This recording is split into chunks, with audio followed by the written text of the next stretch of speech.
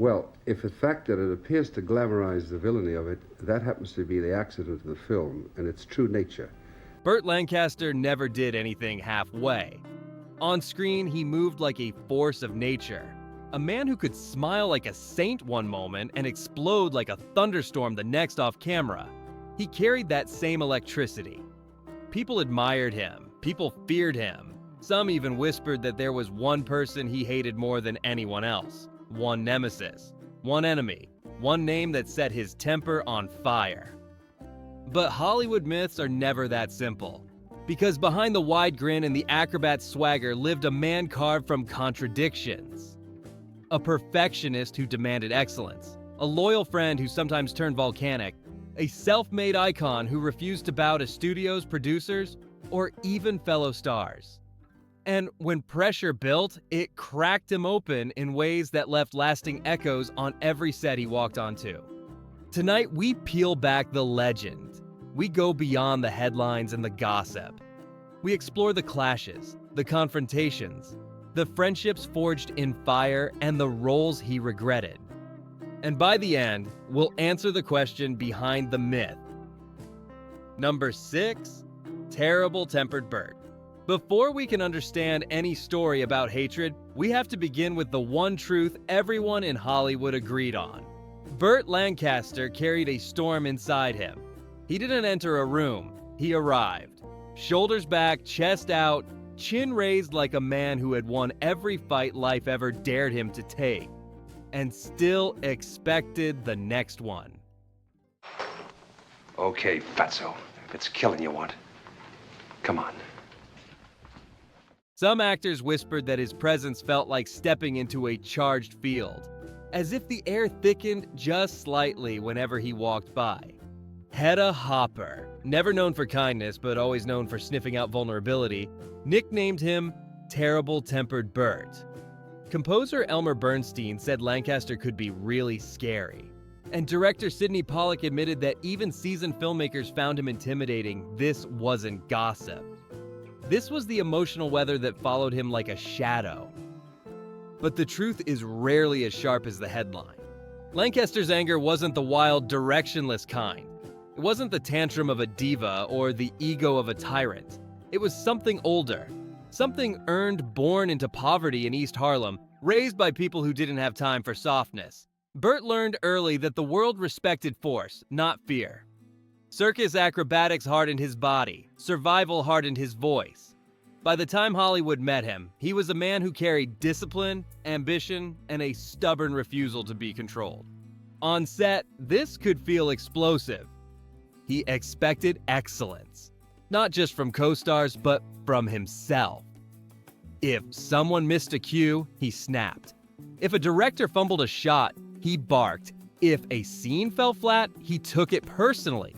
And his anger wasn't always verbal. It was in the way he stared, the way he clenched his jaw, the way his body leaned forward as if daring the world to challenge him again. But beneath that intensity lived a surprising secret. Lancaster never seemed to know how powerful he truly was. Actors who worked with him often said that his temper didn't come from arrogance. It came from fear. Fear of being mediocre. Fear of being mishandled. Fear of wasting a scene. Fear of being failed by people who didn't care as much as he did. And the more he cared, the more he demanded. Some colleagues admired this. They said he pushed them to be better. Others dreaded it. They said every day on set felt like standing next to an unpredictable flame. And yet, even his harshest critics admitted something strange. Lancaster's anger never felt cruel. It felt driven. Like a craftsman obsessed with getting the cut exactly right. Like a soldier trained to react faster than thought. Like a man who wanted greatness so badly that anything less felt like betrayal. But when stories started circulating that Burt Lancaster hated certain people, this reputation created the perfect storm. It was easy to imagine, easy to believe, easy to repeat. Because if a man could intimidate an entire soundstage just by raising an eyebrow, what else could he be capable of when pushed too far? Still, reputations are only the doorway. To understand who Lancaster truly clashed with and why, we must step deeper into the story. Number 5. Michael Winner. If Burt Lancaster's temper was a storm, then director Michael Winner was one of the rare people who walked straight into it, and somehow came out laughing. Their relationship remains one of Hollywood's strangest paradoxes, a friendship built on affection, trust, and physical violence. Winner himself once said without hesitation, "Burt Lancaster tried to kill me 3 times, and he was still my dearest friend." It sounds absurd, impossible, like a punchline delivered by a man who survived his own biography. But every time Winner told the story, the details grew clearer, sharper, more shocking, and strangely, more human. Their collaboration began with Lawman in 1971, a gritty Western built on moral ambiguity and crooked justice. So if you plan to do anything about it, do it now or go home. Themes that fit both men more than either cared to admit. Lancaster stepped onto that set with the authority of a seasoned star. Winner, charismatic but brash, was not intimidated. And perhaps that was the spark Lancaster respected strength. He pushed against anything weaker than himself. Winner pushed back. One day, after a disagreement about framing a scene, Burt's temper shot up like a lit fuse. He grabbed Winner by the throat, hard, lifting him off the ground with a force that no Hollywood stuntman could fake crew members froze, then scrambled. Winner didn't fight back. He simply stared at the face of a man who seemed carved out of fury. Another time, Lancaster reportedly hoisted Winner up by the pelvis, shaking him so violently that the director joked later, "I didn't know if he was trying to kill me or prove something about physics." And yet, and this is the part that defies every instinct, neither incident ended the friendship. Winner didn't walk away. Lancaster didn't apologize. They simply continued working. Why? Because their relationship lived in a strange emotional territory Hollywood rarely acknowledges. 2 strong-willed men who respected each other so fiercely that their clashes became part of their bond. Lancaster trusted Winner. Not blindly, not softly, but with the respect of someone seeing an equal, a man who wouldn't crumble when confronted by fire. Winner understood Lancaster in a way few people did. He saw that the rage wasn't personal, it was professional. Passion twisted into impatience, commitment sharpened into combat. In the chaos of filmmaking, Lancaster's anger was a blunt instrument trying to carve precision out of a world filled with compromise. And Winner, he found it almost endearing. "Who cares if he tried to kill me a couple of times?" he once joked. The words sound absurd, yet sincere. You don't joke like that about someone you truly fear. You joke like that about someone you love, someone whose storms you've learned to navigate because you understand the sky behind them. In a strange way, Winner became a mirror. Lancaster could explode, erupt, lash out, and Winner remained. Not as a victim, but as a friend who refused to run. Their bond was messy, loud, chaotic, but real. And in Hollywood, where most relationships collapse under far less pressure, theirs endured. So if the question is, who did Lancaster truly hate? Winner proves something important. Even the men he physically attacked were not his enemies.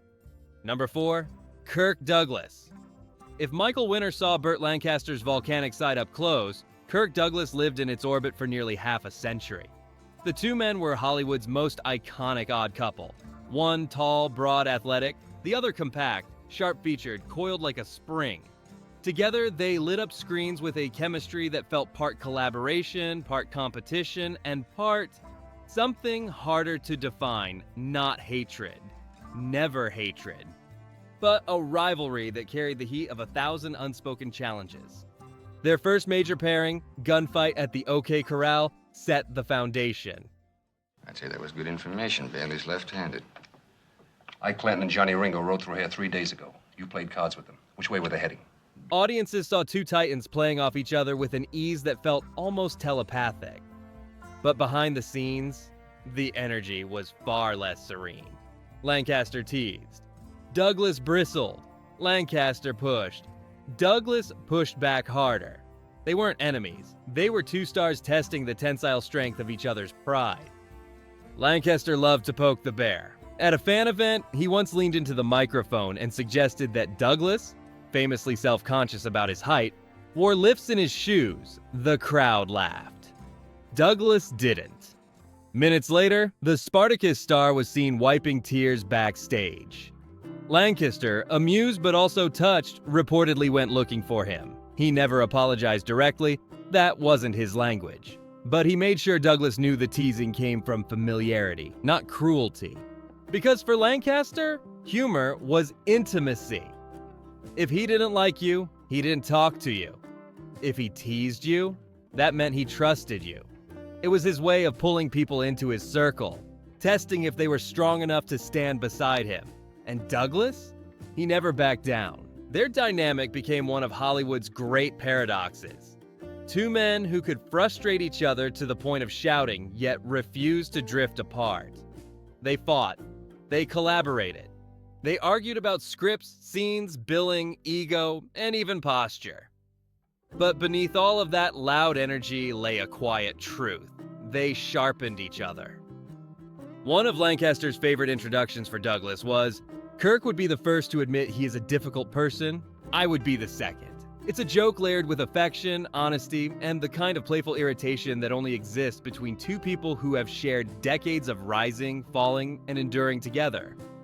In interviews late in life, Douglas softened when speaking about Lancaster. Time had worn away the friction, leaving only warmth. "I miss Burt Lancaster," he said. "We fought a lot, and I miss him a lot." Those words carry a weight no tabloid or myth can rewrite. Because while Hollywood loves to inflate conflict into hatred, the truth between Lancaster and Douglas was far more complicated and far more touching. Their relationship wasn't built on harmony. It was constructed from fire, competition, mutual admiration, and the messy honesty of two men who saw in each other the qualities they admired and feared in themselves. If there was tension, it wasn't born of hatred. It was born of proximity. Two meteors in the same sky, colliding often, but always orbiting back. And in Hollywood, where friendships evaporate quickly under bright lights, theirs lasted a lifetime. Number 3. Lee Marvin. Some rivalries simmer, others crackle.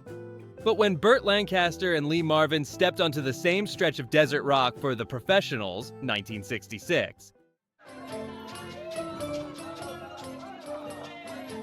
Amigo, we've been had. something far more combustible stirred beneath the surface. Two alpha males circling the same fire, each refusing to take even a single step back. Lancaster was disciplined, intense, and fiercely controlled. Marvin was the opposite. Loose, unfiltered, unpredictable, his talent sharpened by a lifetime of scrapes, bar fights, and battlefield scars. Put them in the same frame, and the atmosphere shifted instantly. Director Richard Brooks felt it before anyone said a word. He later admitted he feared that if things went sideways, Burt, with the strength of a former acrobat, might literally take Lee Marvin by the ass and throw him off that mountain. The fear wasn't exaggerated. It was survival instinct. Marvin's drinking had worsened by the mid-1960s. Some days he was focused, sharp, brilliant. Other days he was late, shaky, or humorously defiant. Lancaster had no patience for inconsistency. He believed the work deserved everything: sobriety, respect, discipline. So when Marvin stumbled, slurred, or snickered through a take, Lancaster's jaw tightened. The crew watched his shoulders lift, his breathing deepen, the warning signs of a pressure valve reaching its limit. To Marvin, the tension meant nothing. He'd face worse men in darker rooms. To Lancaster, it was personal. An attack on the craft he treated like sacred ground. Their exchanges were short, sharp, and cold. Lancaster didn't shout. He didn't need to. His silence was louder than any confrontation. Marvin responded with an amused grin, the kind that comes from a man who knows he can take a punch and maybe deliver a better one. One afternoon after Marvin delayed yet another setup, Lancaster reportedly walked toward him with a look that made Richard Brooks step between them. A director playing referee in a game he never asked to officiate. Lancaster's body language said it all. One more step, and this becomes physical. Marvin didn't move, didn't flinch, just exhaled a plume of cigarette smoke and smirked. It was a showdown without fists, and somehow more intense because of it. But here's the truth the myths leave out. Underneath that friction, there was respect. Deep respect. Men like Marvin and Lancaster didn't hate each other. They recognized each other. They saw the scars, the survival, the fight. They just came from different worlds. Lancaster demanded discipline, Marvin demanded freedom. Lancaster's anger came from control. Marvin's charisma came from chaos. And when the film wrapped, neither man carried bitterness. They carried understanding. The tension created chemistry that audiences still feel today. Their rivalry didn't destroy the movie. It powered it.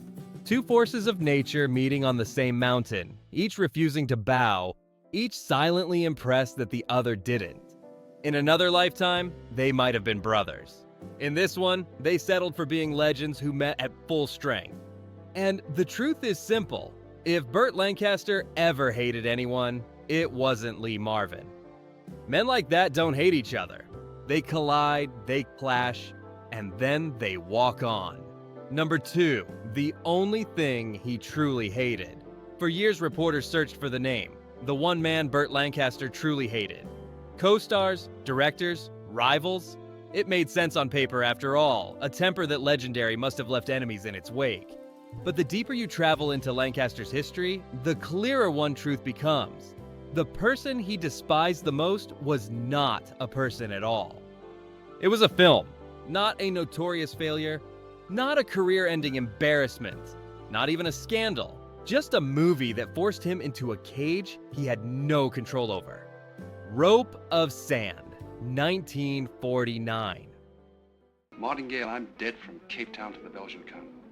I'm an undesirable, a Klinko.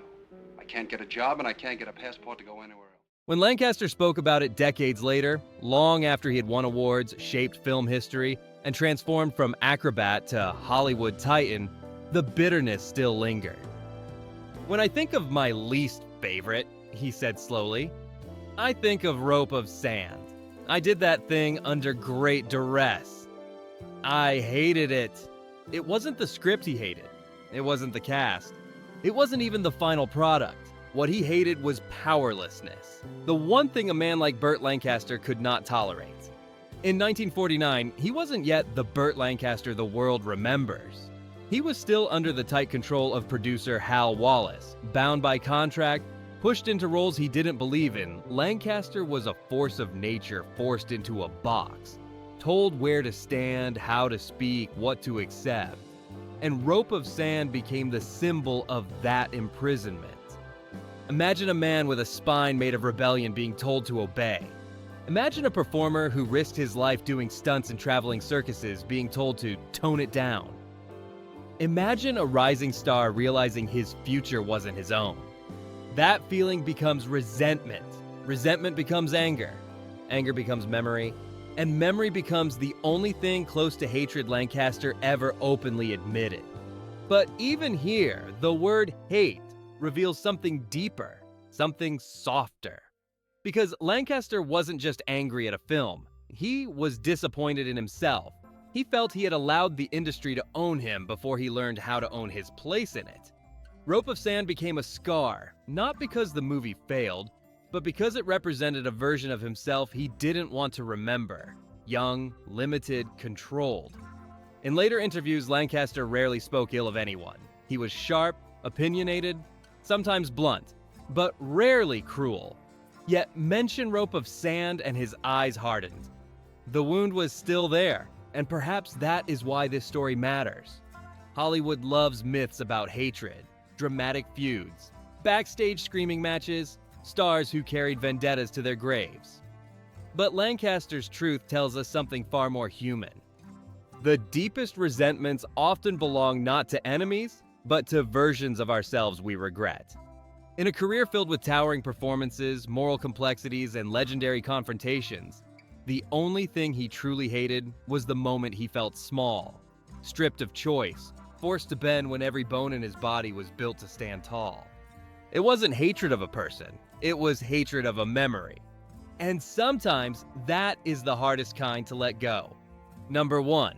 When perfectionism becomes a prison, Jean Moreau and the Train. If Burt Lancaster ever truly battled someone on a film set, it wasn't a rival, a director, or a co-star he disliked.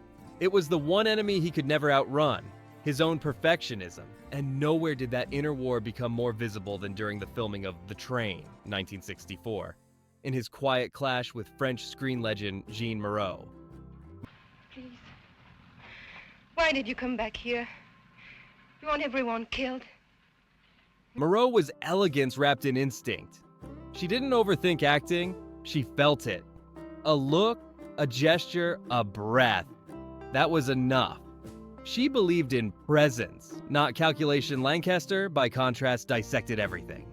He analyzed scenes like puzzles. He questioned camera angles, gesture choices, even the placement of props. Every moment mattered. Every detail needed purpose. On The Train, this difference in philosophy became friction. Moreau later recalled that Lancaster spent an entire afternoon debating how his character should pick up a small object, a piece of blocking so simple most actors would barely notice it. To Moreau, this was madness. An actor needs only a sense of involvement, she said sharply, a kind of unconscious familiarity with the role, nothing more than that. To Lancaster, this was sacrilege. To Moreau, it was common sense. To the crew, it was exhausting. Lancaster's intensity was never about ego. It wasn't even about control. It was fear disguised as dedication. Fear of failing the story, failing the craft, failing himself. He had come from nothing. Every performance felt like a test he couldn't afford to fail. And in his pursuit of excellence, he didn't realize how heavy his presence could feel on others. Moreau saw it clearly. He thinks too much, she told director John Frankenheimer. He works too hard. But the critique wasn't cruel. It was almost pitying. She could see the pressure inside him, the way he chased perfection as if it were oxygen. The tragedy was that he didn't understand what she had mastered. Sometimes, in art, the best moments are the ones you don't think through. The quiet tension between them wasn't volatile like Lancaster's confrontations with men such as Winter or Marvin. It was subtler, a clash of worldviews. Lancaster believed in precision. Moreau believed in instinct. Neither was wrong, but their differences made the air hum with unspoken judgment. And yet, beneath Moreau's complaints and Lancaster's intensity, something deeper existed: respect. They admired each other's skills. They just spoke different artistic languages. If Lancaster seemed overbearing, it was because he cared too much. If Moreau seemed dismissive, it was because she valued freedom too deeply to be constrained by overanalysis. Their friction reveals something important. Lancaster's greatest battles were internal. His temper, his impatience, his intensity. All of it came from a man trying desperately to honor the work, even when the work asked less than he demanded. In the end, Jean Moreau was not someone he hated. She was someone who saw through him. She recognized the strain he carried, the cost of striving so hard that even small moments felt monumental. And in her quiet frustration, she held up a mirror he never quite knew how to face. Because the truth is simple and deeply human. The person Burt Lancaster struggled with most was the one staring back at him.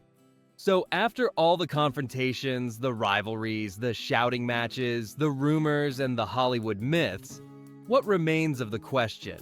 Who did Burt Lancaster truly hate more than anyone? The answer, as we've seen, isn't a dramatic showdown or a secret enemy waiting in the shadows. It isn't a co-star, a director, or a rival whose name was whispered behind studio walls. It's no one.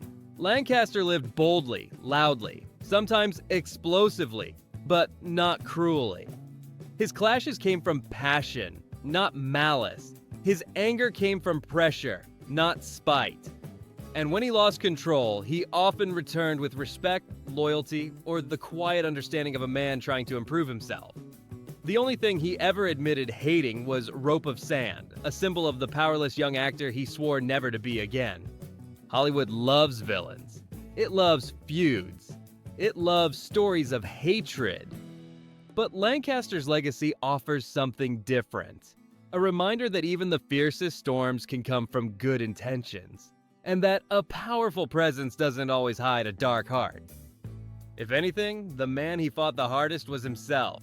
Tell me, which story surprised you the most? Let's talk in the comments.